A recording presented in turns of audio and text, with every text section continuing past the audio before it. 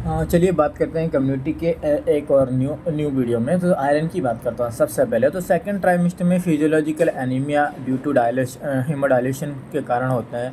Second trimester में iron मुझे देना होता है total iron in whole pregnancy 1000 mg। और कितने दिन तक देना चाहिए मुझे? 100 डे तक देना चाहिए। कौन सी वाली टैबलेट? 100 mg की, क्योंकि इसमें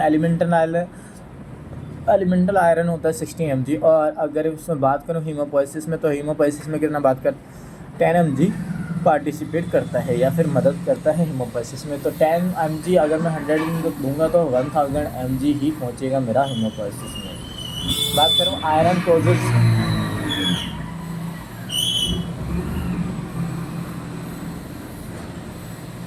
बात करूँ आयरन के कोजेस के, तो मेटेलिक टेस्ट हो सकता टेस्ट कराता है, so it not be given with the food.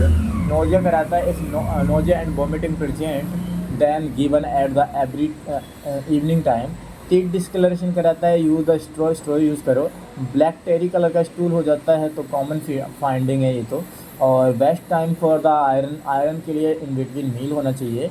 और iron best absorption vitamin with the vitamin C rich food के साथ, जैसे ऑरेंज है, लेमन जूस है और सिट्रिक फूड है, इनके साथ हमें आयरन को देना चाहिए। Iron should not be given with the milk and its product, calcium and its product, because it change the absorption. Folic acid की बात करूँ तो it help in forming of the neural tube defect. It help in the forming of neural tube. तो vitamin B9 due to the deficiency of vitamin B9 neural tube defect present if it is required first trimester, तो require 400 mcg। और it require in first trimester कितना 400 mcg चाहिए होता है, but available और market में कितना होता है 500 mcg, 0.5 mg। If history of the neural tube defect then the folic acid given prior to the planning of the consumption of the before the 3 month to 6 month। If history है तो 3 से 6 महीने पहले मतलब हमें क्या स्टार्ट कर देना चाहिए? Folic acid. ठीक है, बात करते हैं इफ आई एफ ए में आयरन प्लस फॉलिक एसिड होता है, तो 100 mg का मेरा आयरन होता है और 500 mcg का मुझे फॉलिक एसिड होता है। तो 100 mg प्लस 0.5 mg या फिर एलिमेंटल आयरन फॉलिक एसिड की बात करूँ तो 60 mg प्लस 500 mcg या फिर 60 mg प्लस 0.5 mg। ठीक है, dose given for the 180 days start from first trimester. Children में 20 mg प्लस 100 mcg होना चाहिए। और प्रोटीन की बात करूँ तो नॉर्मली रिक्वायर्ड द प्रोटीन 1 ग्राम पर kg पर बॉडी वेट पर डे। तो प्रेगनेंसी में 15 ग्राम पर डे चाहिए होता है, और लैक्टेशन में प्लस 25 ग्राम पर डे होना चाहिए होता है मुझे। हाई रिस्क की बात करूँ तो high risk pregnancy should be not conduct at the village level, but the sub centre always send the higher centre and sub centre always send higher centre. History abnormal delivery, epilepsy, PIH मतलब pregnancy induce hypertension. GDM की बात करूँ तो gestational diabetes, mellitus, obese, short stature अगर 140 centimetre से height अगर कम है, elderly gravida है अगर मतलब 35 साल से ज़्यादा है, और एज अगर 30 ईयर से ज़्यादा बट स्मोकिंग है, सीजेरियन सेक्शन हिस्ट्री है, कोमॉर्बिडिटी, इंटरनेशनल। हाँ, तो इंट्रानेटल केयर में इंस्टीट्यूशनल डिलीवरी कंडक्ट होती है, और यहाँ पे डिक्रीज करना होता है IMR को और MMR को। 5 क्लीन प्रैक्टिस से मेरा 5 क्लीन प्रैक्टिस में मेरा आता है clean hand, clean surface, clean cord, clean thread and the clean clamp और क्लीन ब्लेड एंड सीजर। तो और 7 क्लीन प्रैक्टिस में मेरा 2 चीज़ें इंक्लूड हो जाती हैं, क्लीन टॉवल और clean water. Clean hand, clean surface, clean cord, clean thread और क्लैम्प और ब्लेड और सीजर, और क्लीन टॉवल और क्लीन वाटर। और help to eradicate the neonatal tetanus. Postnatal की बात करूँ तो OBG और पीडिया सब्जेक्ट में पढ़ते हैं इसको, पोस्टनेटल को बाद में। अंडर 5 क्लिनिक की बात करता हूँ, also known as the well baby clinic. Under 5 clinic, also known as the well baby clinic. It is mostly useful for the less than 5-year child. For the first year, every month 12 12 visit कराना होता। For the second and the third year every 2 month 6 + 6 यानी 12 हो जाएगा। तो for fourth year and the fifth year every 3 month यानी 4 + 4 तो 8 यानी हो जाएगा। टोटल हो जाता है मेरा 32, 12 दूनी 24 + 8 32।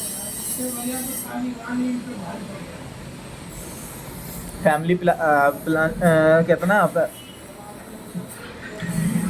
अंडर 5 क्लिनिक की बात करूं तो इसमें एक ट्रायंगल होता है, ट्रायंगल में बीच में एक रिवर्स ट्रायंगल होता है, इसमें रेड या पिंक कलर का होता है। इसको फैमिली प्लानिंग के नाम से कहते हैं। इसकी लोकेशन चेंज नहीं होती। एक होता है हेल्थ एजुकेशन जो सी सरफेस पे होता है, और बाकी का ग्रोथ मॉनिटरिंग कर सकते हैं। एक साइड ग्रोथ मॉनिटरिंग हो गया, एक केयर ऑफ इलनेस हो गया, इम्यूनाइजेशन हो गया, या preventive care.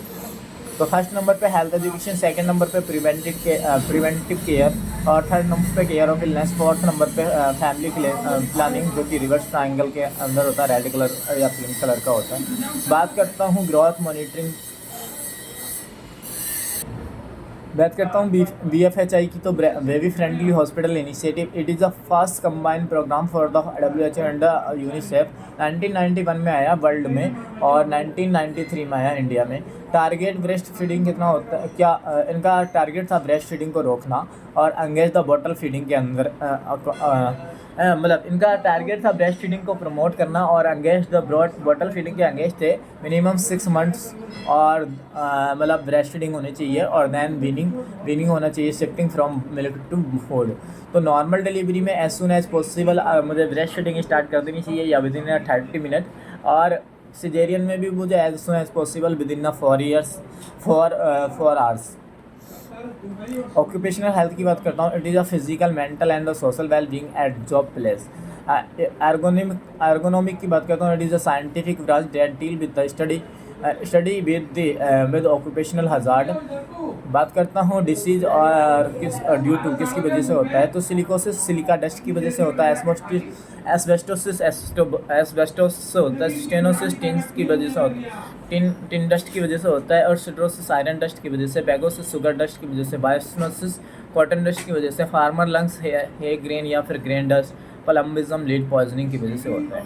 Most common occupational cancer skin cancer होता है। Most common in computer operator typist. Carpal tunnel syndrome होता है due to the damage of the medial nerve. Diagnose by the फीनल test. Most common in the computer operator में typist में क्या होता है, कार्पल टनल सिंड्रोम होता है due to the damage of the medial nerve. Diagnose by the फीनल test. Monday fever is also known as the byssinosis या cotton dust. Plumbism की बात करता हूँ। It is a lead poisoning होता है, most commonly seen at the petroleum and the gasoline oil factory. Most commonly mode of the transmission inhalation होता है। It affect the bone blood brain और function. In this condition the develop ब्रूटोलिन cavity या buccal cavity जिसको मैं बोलता हूँ। It is also seen in the old house and the near road highway life person. Normal serum lead की बात करूँ तो <5 और टॉक्सिसिटी मोर देन 10 पे।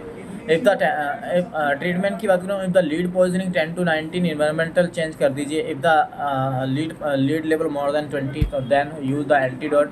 If more than 70 is called the medical emergency. Antidote calcium disodium EDTA यानी कि EDTA और the dimercaprol और peanut. So always assess the allergic reaction before the given antidote given देने से पहले always मुझे allergy को असेस करना होता है। HIV में 0.37% लोएस्ट, SCV 3 to 5% और SBB में 25 से 30%, हेपेटाइटिस B में 25 से 30% जो कि हाईएस्ट होता है। 1% चांस होते हैं 300 लोगों में, अगर 300 अगर निडल प्रिक वगैरह या हुआ तो किस कॉन्टेक्ट में आए तो 1% को होने के चांसेस होते हैं। थैंक यू सो मच, धन्यवाद, टाटा बाय बाय।